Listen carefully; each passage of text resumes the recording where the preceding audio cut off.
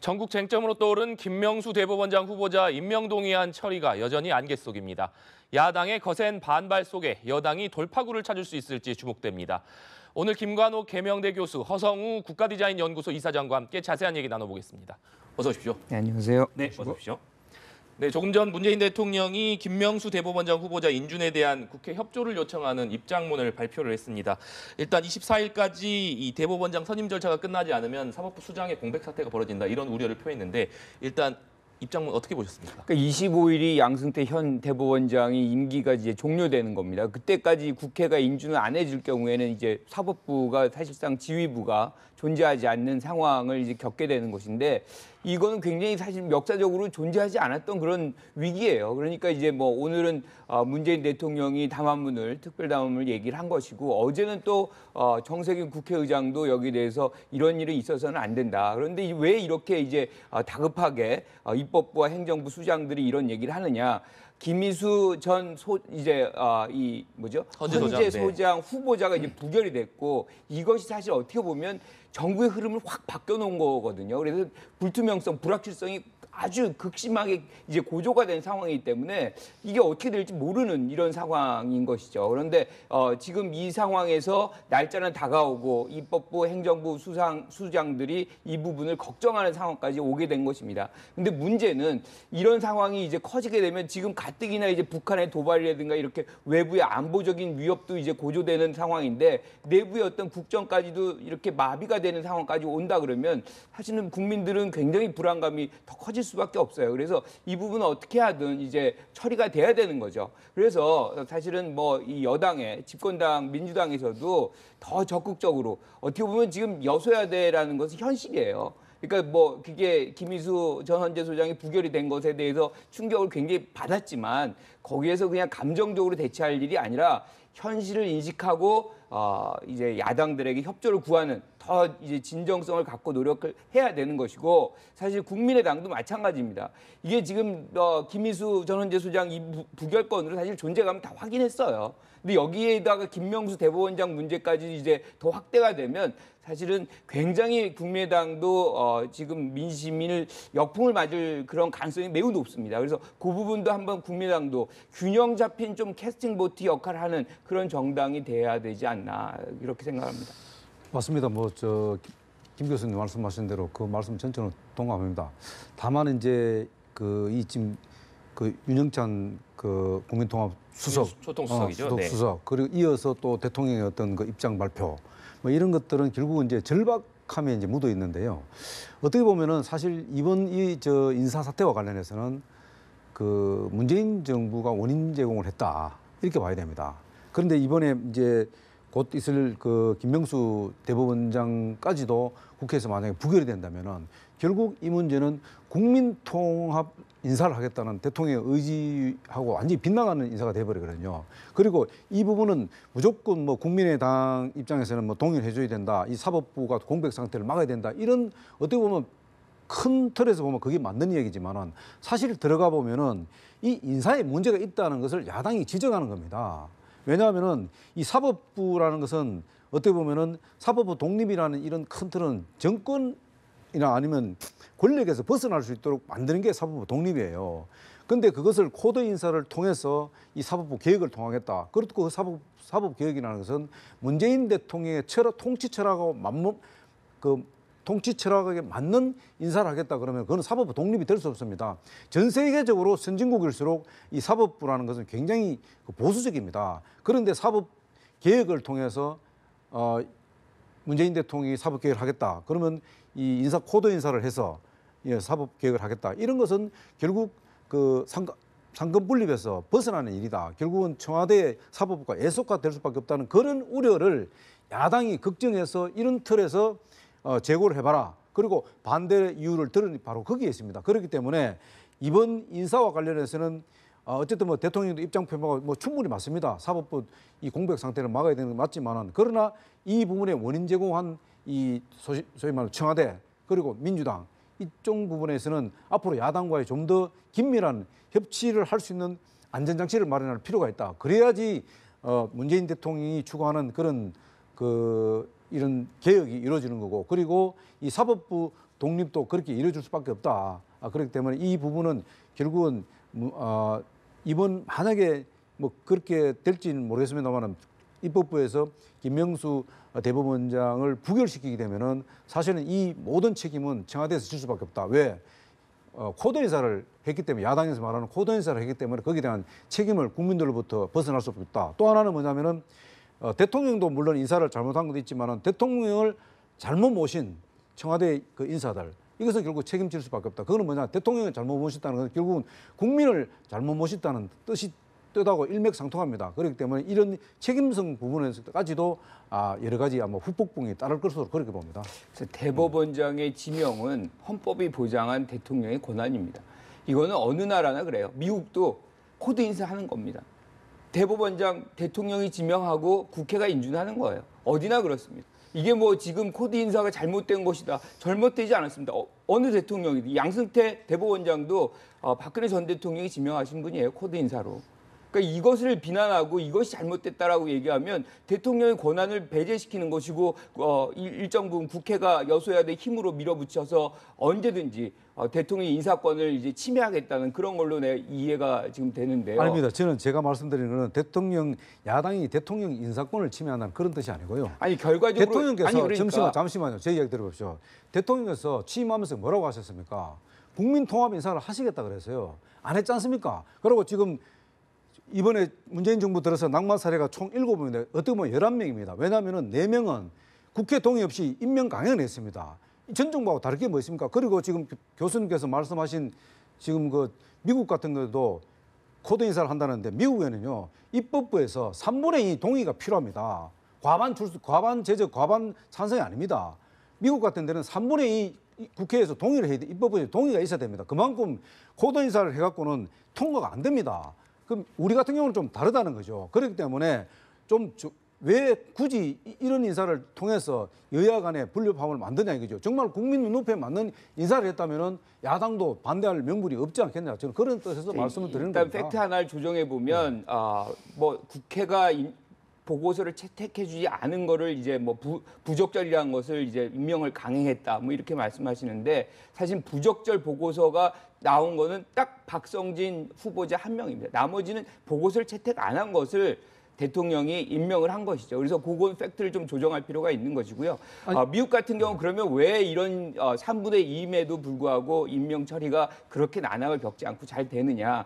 그렇게 대통령의 인사권을 존중해 주는 거거든요. 아주 큰 문제가 발생하지 않는다면 그런 정도면. 그리고 지금 말씀하신 대로 김명수 대법원장 후보자가 아주 결정적인 어떤 하자가 있으면 뭐 우리가 국민적인 어떤 불만이 쌓일 텐데 그런 것도 아니거든요. 김희수 후보자 같은 경우도 65% 국민이 호남 시민이 뭐라고 얘기하냐면 이 부결은 잘못된 것이다. 거기서 66%의 호남 시민은 이것이 국민의당 책임이라고 규정을 하고 있어요.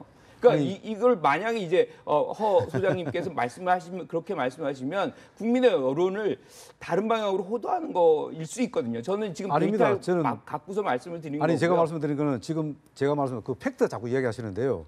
국회 인사청문회 청문 보고서 없이 통과시킨 사람 제가 4명이라고 말씀드렸지 않습니까? 5명이요. 그거는 뭐냐면요. 야당에서요. 부적격이라고 판단해서 동의 안 하는 겁니다. 그것이 합의가 안 맞다고 해서 대통령이 강행했다. 그것이 잘 됐다. 그건 아니지 않습니까? 또 한 가지. 지금 김희수 헌법재판관 그 부결과 관련해서 호남 그 여론조사를 자꾸 이야기하시는데 아니 김희수 헌법재판관이 호남의 헌법재판관입니까? 대한민국 국민의 헌법재판소의 소장입니다. 그걸 왜 호남 민심을 자꾸 들이댑니까? 그리고 야당에서 부결했다고 해서 그러면은 지금 그 자유한국당의 많은 다수의 의원들은 지금 영남권에 있는데 그럼 영남 민심을 그럼 반영했다고 봐야 됩니까? 그렇지 아니요. 않잖아요. 이거는 어디까지나 제가 지금 그 입법부에서 전체적인 어떤 네. 여론조사 데이터를 안 갖고 있는데 호남의 데이터만 갖고 있기 때문에 이제 국민의당의 책임이 많이 부각된 것이고 호남 데이터가 있기 때문에 말씀을 드리는 것이지 그것이 호남에서만 그런 현상이고 다른 지역에서는 그렇지 않다. 또 그렇게 얘기하는 것도 또 사실을 왜곡할 수 있는 부분이에요. 그 부분은 제가 한 말씀 우리가 그러면, 확인하고서 얘기해도 충분한 부분이거든요. 그래서 호남 얘기만 꺼내서 다 말씀을 하셔야 되는데 또 하나는 마찬가지입니다. 그럼 이번에 그 김희수 헌재재판관 부결에 그럼 민주당 내부에서는 반란이 없다고 생각하십니까? 그건 아무도 모르는 겁니다. 그렇지 않습니까? 국민의당에서도 표 계산을 해봐도 아무리 계산해봐도 국민의당에서만 반대해서 그렇지는 않다는 게 지금 증거가 나오고 있지 우리가 않습니까? 비밀 투표를 어떻게 네, 알겠어요? 지금 그러니까요. 뜨거운 토론을 해주고 네. 계신데 일단 국민의당 말씀을 하셨으니까 국민의당 얘기도 좀 해보도록 하겠습니다. 김명수 대법원장 후보자 이 인준안 표결에서 아무래도 캐스팅 보트를 쥐고 있는 쪽은 국민의당이라는 관측이 많지 않습니까? 그런데 이제 현재 국민의당에서는 이 추미애 대표가 김희수 헌재소장 부결 이후에 국민의당을 향해서 강한 비판을 했기 때문에 이 부분에 대한 사과를 하지 않으면 인준 절차 협조하지 않겠다 이런 그렇죠. 상황이거든요. 국민의당이 지금 네. 그런 조건을 지금 내세우고 있어요. 그리고 그런 부분이 없지 않아 뭐 느낌이 뭐 땡깡이다 뭐 이런 식의 적폐 세력과 손잡았다 뭐 이런 네. 얘기들을 들으면서 기분 좋을 그런 어떤 국민의당 의원들은 별로 없겠죠. 그런데 이제 저는 왜 이런 얘기가 나왔느냐 굉장히 충격이었다고 생각을 해요. 그러니까 추미애 대표나 이제 우원식 원내대표 같은 경우도 부결을 상상을 못했던 것 같아요. 그러다 보니까 굉장히 감정적으로 나타났는데 저는 집권당의 대표로서 굉장히 빨리 이성을 회복하고 냉정성을 회복하는 것이 중요하다고 봅니다. 어떻게 해도 여소야 돼요. 그렇기 때문에 지금의 상황에서 국정을 책임지고 이제 사실은 이제 이렇게 나가야 되는 거는 네. 분명히 집권당이기 때문에 야당의 어떤 협조를 바라는 그런 노력들을 더 해야 될 필요가 있고 사실 몇 달 전에 1주년 담화문을 이제 추미애 대표가 얘기를 했고 네. 거기에서 거기에서 이제 포용과 뭐 이렇게 배려 뭐 이런 컨셉을 얘기한 적이 있었어요. 근데 이제 그 정신으로 다시 돌아가서 많은 뭐 이렇게 좀 이 답답함이 있고 뭐 그런 부분이 있더라도 더 자주 찾아가서 협조를 구하는 그렇게 해서 국정을 안정적으로 유지하는데 어떻게 해도 주축은 집권당이기 때문에 책임은 거기에 있기 때문에 그런 노력을 해야 되는 거 아닌가 그런 생각입니다. 네. 이번에 그 국민의당 이제 김명수 네. 후보자 이제 캐스팅 보드를 국민의당 지고 있는데 그 앞전에 사실 그 민주당 입장에서 직권 상정을 했지 않습니까? 네. 김희수 재판장 헌재소장이죠. 소장 네.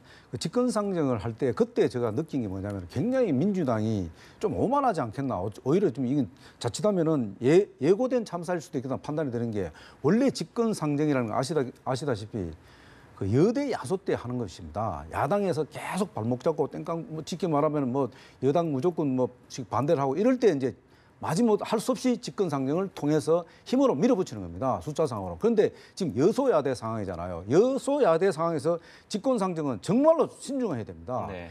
야당을 최대한 설득하고 표가 완전히 몇 표가 빠져나가도록 충분히 표를 딱 그 계산한 상태에서 직권 상정을 해도 지금 될까 말까 하는데 바로 직권 상정을 해갖고 실패를 했지 않습니까? 이번에도 마찬가지입니다. 사실 추미애 대표가 저렇게 국민의당을 몰아붙이게 되면은 사실 야당에서 빠져나올 테러가 없어요. 그러면 어떻게 됩니까? 테러가 없는 국민의당 입장에서는 민주당을 돌봐주겠습니다. 그렇지 않아도 지금 이중대 소리 지금 자칫하면 듣고 있는데 이 상황에서 추미애 대표가 저렇게 강하게 국민의당을 밀어붙인다면은 이 부분을 풀 수가 없습니다. 오히려 정말로 더 낮은 탓으로 국민의당을 포용하고 정말 해야 되는데 민주당에서는 툭하면은 호남 정서를 들이대거든요. 그렇지 않고는 지금 안철수 대표는 지금 전국 정당을 꾸리고 있고 지금 지방선거를 향해서 지금 가고 있는 마당에서 자꾸 민주당 이중대가 되는 모습으로 이것을 페이스를 끌고 가려고 하니까 국민의당 입장에서는 반대하지 않습니까? 그리고 지금 동아일보에서도 어젠가 그저께 저 40명 민주당 국민의당 40명 의원들을 조사를 해보니까 김인수 그 헌법재판 이후에 김명수 그 대법원장 그 앞으로 이 부결 투표에 대해 어떻게 생각하냐니까 29명이 보류했다는 거 아닙니까? 그만큼 지금 그 국민의당은 캐스팅 보도를 지고 있지만은 사실 어떻게 보면은 이 당론을 채택가지고 자유 투표로 갈 가능성이 많기 때문에 이 민주당 입장에서는 정말로 국민의당을 정말로 제대로 대우를 해줘야 된다. 그러려면 협치 정치를 사실 제대로 그 본보기를 보여야 된다. 그렇게 봅니다. 네. 이런 상황 속에서 이 국민의당이 일각에서는 이 국민의당이 김희수 헌재소장이 부결된 상황에서 김명수 대법원장 후보자까지 부결이 된다면 이 후폭풍이 고스란히 국민의당으로 올 수 있기 때문에 이런 부분을 또 우려하지 않을 수 없다, 고려하지 않을 수 없다 이런 관측도 나오거든요. 부담스럽죠. 지금 사실은 뭐 어떻게 해도 국민의당의 텃밭은 호남인데 지금 말씀드린 대로 호남의 여론조사 결과가 이렇게 나오고 있거든요. 호남 시민들의 여론은 지금 어떻게 하든 이 정부가 원활하게 좀 돌아가기를 바라는 것 같은데 어쨌든 김희수 전 헌재 소장 이 후보자의 부결로서 사실은 이 안철수 대표라든가 국민의당의 어떤 캐스팅 보트의 어떤 위상이라든가 뭐 존재감 확실히 사실은 부각이 됐어요. 그래서 더 이상은 뭐 이게 지금 말씀하셨던 이중대 소리는 안 듣습니다. 어떻게 해도 그런데 중요한 거는 발목 잡는 정당이라는 또 오명을 얻을 수가 있는 것이거든요. 그게 이제 또 예컨대 국민의 민심이라든가 호남 시민의 민심과 괴리될 때 지방선거에 큰 타격을 받을 수가 있어요. 그리고 어떻게 해도 이제 거기에 많은 지역구 의원들을 거느리고 있는 이제 국민의당 분들 입장에서는 그 민심을 고려하지 않을 수 없습니다. 그래서 김명수 대법원장 후보자까지 여기서 흔드는 경우가 나온다, 낭만시키는 경우가 나온다 그러면 저는 이 당 자체도 상당히 내홍이 커질 수밖에 없다. 왜냐하면 선거 바로 직후에 있기 때문에 그 부분 아마 구성원들이 고민을 하지 않을 수가 없다. 그래서 상당한 고민의 딜레마에 빠져 있을 거라고 보는데 어쨌든 저는 개인적으로 존재감 부각은 이미 많이 됐다. 그래서 보다 더 균형적인 수권의 정당의 모습을 보여주는 국민의당이 되길 바랍니다. 지금 이 다음 본회의가 28일로 잡혀 있는 상황인데 양승태 대법원장 임기가 그 전에 끝나다 보니까 이 사법부 수장의 공백을 막기 위해서 원포인트로라도 본회의를 열어야 한다 이런 의견도 나오고 있는 상황입니다. 극적으로 이 여야가 합의를 해서 이전에 24일 이전에 이 원포인트 국회를 열어서 이 표결에 들어갈 가능성은 없을까요? 지금 뭐 당장 이제 정세균 국회의장의 이제 주선으로 뭐 사당 대표가 좀 만나지 않습니까? 네. 만나서 거기서 먼저 어떤 결론을 내야 되는데 제가 볼 때는 이것이 아마 그 첫째 뭐 지금 바른정당이나 자유한국당에서는 당연히 지금 반대를 하겠습니다만은 국민의당이 이제 어떻게 입장을 취하느냐 이것도 또 큰 지금 이 문제예요. 근데 지금 원포인트 지금 협상을 하려고 하니까 원포인트 협상할 지금 내용이 없어요. 지금 이게. 그리고 각 당마다 지금 굉장히 지금 이 부분에 대해서는 지금 살을 걸고 있기 때문에 그리고 아까 말했습니다만은 지금 그 김명수 지금 후보자 같은 경우는 뭐 큰 그 도덕적으로 흠결은 없습니다만은 기본적으로 이 지금 좀 편향된 그 이념적인 문제 그리고 이 사법부에서 어떤 특정 세력화 시키려 한다는 그런 또 일부에서는 또 우려가 있어요. 이런 부분들을 막아야 된다는 그런 또 우려가 있기 때문에 그런 부분까지 다 전체적으로 고려를 한다면은 어쨌든 그 뭐 대통령께서 이제 해외 갔다가 다시 돌아오면 네. 뭐 야당 대표들을 만나게 해서 적극적으로 뭐 대응을 하겠다고 지금 하셨기 때문에 그 부분에 원포인트 협상을 하려면은 원포인트 협상을 하면 거기에 준하는 뭔가를 내놓아야 된다. 여당에서도 그것이 뭔지는 저는 잘 지금 현 상태로서는 잘 잡히지 않습니다. 네, 지금 이사장님이 언급해 주셨지만 문재인 대통령이 이 UN 순방 이후에 이 야당 대표들을 만나겠다고 하지 않았습니까? 그런데 이 홍준표 대표는 지금까지 이 당대표 만남을 거부하고 있는 상황이었기 때문에 또 이 만남이 과연 성사될 것인가에도 관심이 쏠립니다. 사실 성사되기는 저는 쉽지 않다고 봅니다. 지금 홍준표 대표가 벌써 2차례 거부를 했어요. 네. 그런데 중요한 거는 지금 홍준표 대표가 원하는 거는 예컨대 대통령하고 아마 두 분이서 만난다 그러면 아마 가실 것 같아요. 그러니까 존재감을 그 정도 위상으로 뿌려주면 아마 회동에 참여할 것 같은데 이렇게 야당 대표 5명과 대통령의 이런 모임, 뭐 원 오브 댐이라고 우리가 얘기하는데 그 정도의 모습이라 그러면 벌써 갔으면 벌써 갔겠죠. 2차례나 그런 부분들을 안 갔으니까. 그리고 지금 사실 당내 내용이 굉장히 크잖아요. 그러니까 뭐 예컨대 친박계의 이제 뭐 이 구성원들을 출당시키는 그런 부분들이 있는데 이런 부분들이라든가 뭐 이런 것들이 해결이 안 된 상황에서 거기 가서 일종의 또다시 뭐 소득 없이 나온다 그러면 친박계의 어떤 비난 뭐 이런 비판 이런 것도 직면할 수 있기 때문에 아마 그런 부분에서 더 안 할 거 가능성이 높고 지금 당장 이제 대통령 입장에서는 유엔 순방을 하고서 뭐 우리가 지금 뭐 예컨대 어드레스도 한다는 거 아닙니까? 연설도 하고 그다음에 한미일 정상들 이제 뭐 오찬도 하고 뭐 이런 성과들이 분명히 이제 나올 건데 이런 부분을 야당이라든가 여야 이제 대표들에게 좀 얘기를 하고 협력을 좀 구하고 뭐 이런 건 사실 외교 안보 문제이기 때문에 굉장히 초당적인 문제예요. 서로가 협력을 해야 되는 부분인데 이런 부분도 안 나온다 그러면 사실 국민이 안보를 강조하는 이 보수당의 어떤 부분에 대해서 얼마나 공감을 할까 그런 생각은 좀 듭니다. 네. 이 문재인 정부 출범 이후에 또 첫 정기국회가 열리고 있기 때문에 또 민주당 입장으로서는 처리해야 될 법안들도 많고 또 여러 가지 예산안들도 처리해야 되는 상황인데 지금 인사 문제로 계속해서 야당과의 갈등이 고조된 상황이기 때문에 이 부분이 과연 순조롭게 이루어질 수 있을지 의문스럽거든요. 일단 이제 그 부분은 이제 대통령께서 뭐 일단 그 유엔 순방 이후에 사실 우리 김 교수님 말씀하신 대로 되게 이제 그 해외 순방하면 순방 결과를 갖고 이제 야당들하고 티타임 네. 하면서 그 설명하는 경우에 이제 보통 그 관례입니다. 관례인데 이제 이번에는 어쨌든 인사 문제가 있다 보니까 이 부분 때문에 사실 대통령이 만난다는 의도가 더 크지 않습니까? 물론 뭐 지금 말씀하신 대로 자유한국당의 뭐 내용 있지만은 그거하고는 좀 별개입니다. 왜냐하면 저는 자유한국당 입장에서 볼 때는 아무래도 정기국회 시작 전에 이런 그 야당과의 협치 문제를 좀 더 진지하게 대통령이 좀 고민해 봤으면 좀 더 좋지 않았나. 근데 굳이 좀 이 상황에서 이런 인사 문제와 같이 맞물려서 또 야당 그 대표들을 만나겠다 하니까 이것이 좀 야당 입장에서 보면 좀 진정성 문제가 좀 없지 않냐. 그런 측면을 볼 때는 야당에서는 이번에 뭐 응할지 안 할지는 알 수는 없습니다만은 그러나 이 부분들이 있고요. 또 하나는 뭐냐면은 지금 그 당장 이제 국회 지금 자유한국당이 지금 장애투쟁을 그 언론 네. 정상화 때문에 일단 장애투쟁 하다가 다시 안보 문제로 다시 회군을 했지 않습니까? 네. 하면서 이제 그 문재인 정부의 어떤 국정 아젠다 이 부분과 관련한 그 입법 전쟁 이 전국회 때 해야 되는데 이 부분과 관련해서는 상당 부분 여러 가지 지금 뭐 할 일 많습니다. 언론개혁부터 해서 뭐 그 법인세 문제라든가 여러 가지 지금 할 게 네. 많은데 이런 부분들을 같이 한꺼번에 뭔가 좀 그 테이블을 놓고 같이 진지하게 뭐 한다면은 아마 그 청와대 그 어떤 영수회담이라든가 뭐 여러 가지 야당 대표 회담이나 이런 것들을 좀 그 테이블에 올려놓을 여러 가지 사항들을 좀 많이 내놓고 거기에 야당을 좀 협조를 구하는 이런 모습도 필요하지 않겠나. 그렇게 되면은 좀 더 이번 정기국회가 좀 순조롭게 갈 수 있는 하나의 모멘텀이 되지 않겠나. 저는 그렇게 봅니다. 네. 그러니까 예, 입법 과정이 지금 뭐 입법 전쟁이라고 그렇게 묘사를 하는데 저건 좀 굉장히 부정적인 표현 같아요.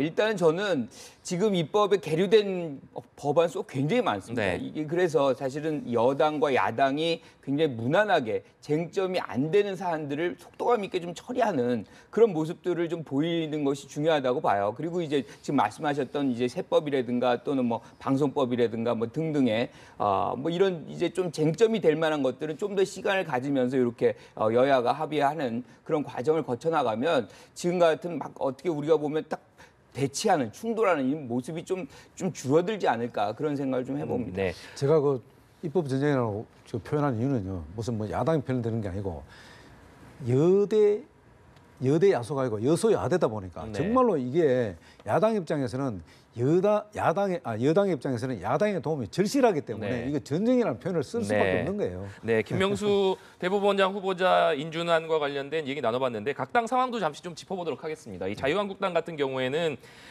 이 인적 청산의 칼을 본격적으로 빼들지 않았습니까? 그러자 바로 친박계에서 이 반발을 하고 있는 상황인데 이 지금 친박계의 반발이 과연 어느 정도까지 이어질 것이냐 이런 부분도 좀 관심입니다. 사실은 이게 쉽지가 않아요. 네. 왜냐하면 이제 박근혜 전 대통령 같은 경우가 오히려 좀 쉽습니다. 그런데 최경환 의원이라든가 서청원 의원 같은 경우는 어떤 절차를 밟아야 되냐면 의원총회에서 3분의 2가 찬성을 해야지 제명이 돼요.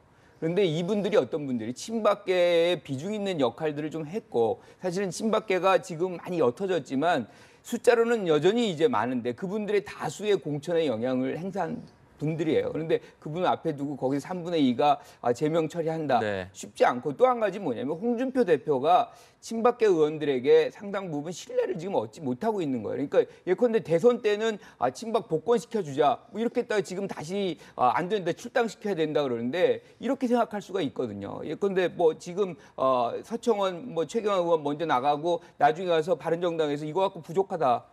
뭐 최근에 이제 김무성 전 대표가 이게 대의명분에 맞는 수준이 돼야 된다. 뭐 이런 언급을 했어요. 만약 이렇게 압박을 들어온다 그러면 추가적으로 뭐 이미 이제 서청원 그나마 이제 구심적인 역할을 했던 서청원 최경환 의원이 나간다 그러면 다른 분들은 뭐 더 쉽게 이렇게 당할 수가 있기 때문에 아마 그런 의구심들이 아마 이런 상황에서 굉장히 어떻게 보면 결속력을 강하게 하는 그런 요인으로 작동을 해서 갈등이 좀 더 커지는 그런 효과를 발휘하지 않을까 그런 생각을 해봅니다. 네. 저는 김 교수님하고 조금 다른 생각을 하는데요.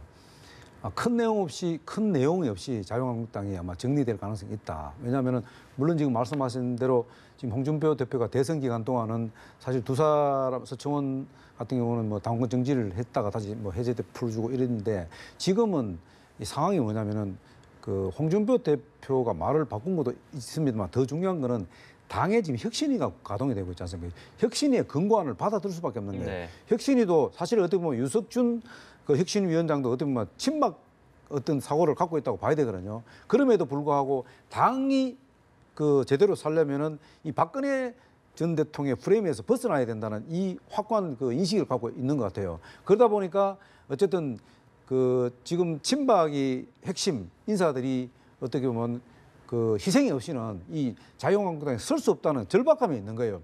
그러다 보니까 혁신위에서 3차 발표를 통해서 인적 쇄신을 통해서 그 핵심의 중심에 친박 핵심 인사들이 그 희생할 수밖에 없다는 그 안을 내놓은 거예요. 그것을 홍준표 대표가 받아들인 거고요. 그리고 또 홍준표 대표는 그것을 또 순환시키기 위해서 박근혜 대통령이 지금 10월 중순 이후에 지금 1차 선거가 있을 예정이잖아요. 네. 그 기간 동안에 뭔가를 정리를 하도록 지금 시간을 벌어준 거예요. 물론 지금 그 현역 의원들 같은 경우는 제명을 하려면은 최고위원회 의총에서 3분의 2 의결이 돼야 됩니다만은 그 부분도 사실은 뭐 친박 의원들이 한 70명이 가까이 되지 않습니까? 120 지금 그 의원들 중에 한 50명 가까이 친박 인사라 하더라도 이 당이 살아야 된다는 절박한 명제 앞에서 또 친박이 그렇게 무한대로 그렇게 저항을 못할 것이다. 그 저항은 뭐냐면은 명분이 없다는 겁니다. 국민들 앞에. 그렇기 때문에 그 부분은 아마 자연스럽게 혁신위 안을 받아들이면서 정리될 가능성이 있기 때문에 크게 아마 내용은 없을 걸로 저는 네. 내용이 일어나지 않을 걸로 봅니다. 네, 한국당의 어쨌든 이 같은 조치는 결국 바른정당과의 통합을 염두에 둔 것으로 볼 수밖에 없을 것 같은데요. 바른정당 안에서는 자강론과 통합론이 지금 맞서고 있는 상황 아니겠습니까? 그렇지만 이 어쨌든 한국당의 조치가 이 바른정당의 현재 상황과 맞물려서 영향을 줄 수밖에 없을 것 같은데요. 그렇죠. 뭐 거기에 속도감 있게 실질적으로 뭐 8인 뭐 이런 식으로 이제 지목을 했던 분들이 전면적으로 좀 출당이 되거나 이런 모습이 나온다 그러면 명분을 자유한국당이 가져가는 거죠. 사실 지금 명분 싸움을 하고 있는 거거든요. 네. 그러니까 예컨대 이렇게 하면은 친박에서 갖는 어떤 프레임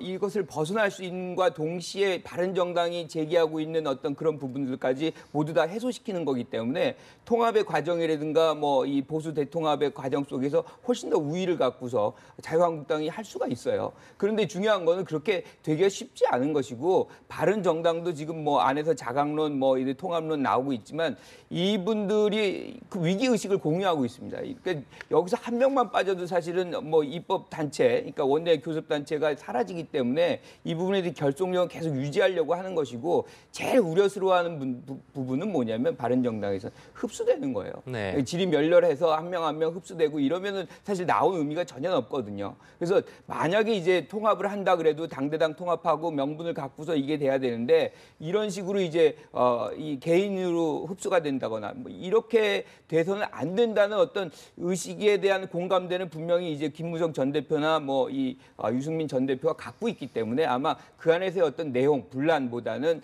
아마 이 내부적으로는 굉장히 좀 견고하게 협력을 뭐 좋든 싫든 간에 해야 되는 상황이다 이렇게 보여집니다. 네. 또 이제 바른정당은 지금 현실 앞에 굉장히 지금 그 앞에 놓여서 그냥 갈등이 심한 이유가 뭐냐면 또 하나 물론 이제 그 김 교수님 말씀하는 부분도 있지만은 지금 의원이 지금 20명입니다. 네. 교섭단체 구성을 간신히 하고 있는데 여기서 만약에 한두 명이 빠졌다고 생각하세요.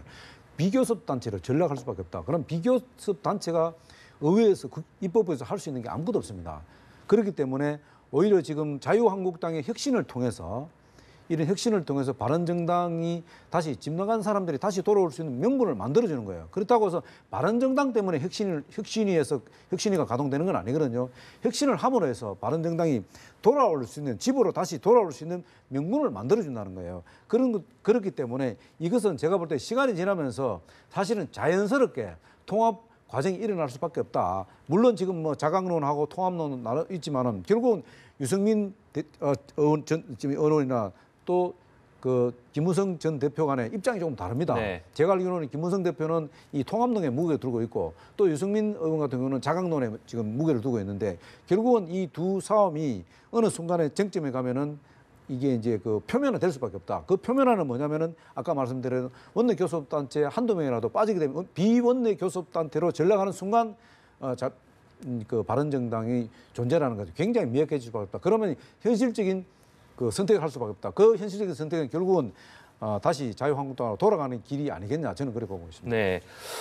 이 유승민 비대위원장에 관한 이야기가 이해훈 대표 사퇴 이후에 많이 나왔었는데 결국 11월에 전당대회를 열어서 새로운 지도부를 뽑는 것으로 이 결론을 내지 않았습니까? 그런데 말씀해 주신 대로 이런 당내 여러 가지 상황들이 겹친다면 11월 전당대회가 과연 그럼 예정대로 열릴 수 있을 것이냐 이런 부분도 좀 관심이 가는데. 그게 예정대로 열릴 거라고 저는 예상을 해요. 그러니까 지금 아무래도 뭐 지방선거는 내년 6월 달이니까 그 전까지는 뭐 아주 큰 폭의 뭐 전국의 변동이 발생할 것 같지는 않고요. 이 상황에서 예정대로 바른정당은 그 길을 가야만 이제 유지가 되는 현상 유지가 되는 상황이기 때문에 아무래도 구원투수로서 뭐 유승민 전 대표가 물망에 많이 오르는 것이고 그거를 보면 우리가 지금 5월 달에 대선의 모습 패자들이 다 이렇게 하나의 대표로서 등장하는 그런 모습이 좀 나올 것 같아요. 그래서 뭐 다른 대안이 지금 없지 않습니까? 지금 바른정당한테는 가장 중요한 거는 구심력이기 때문에 구심력을 가장 강력하게 발휘할 수 있는 거는 그래도 유승민 전 대표이기 때문에 그렇게 가야 된다라고 생각을 합니다. 또 네. 하나는요. 지금 이제 정기국회가 열려 있기 때문에 의원들 간의 교류가 공식적으로 굉장히 활발하게 됩니다.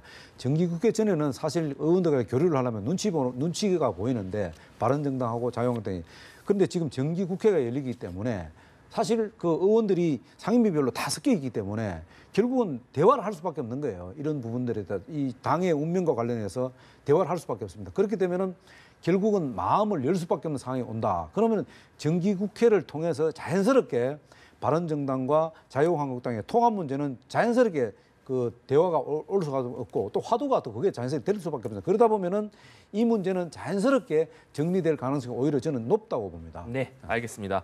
오늘 두 분 말씀은 여기까지 듣도록 하겠습니다. 오늘 말씀 감사합니다.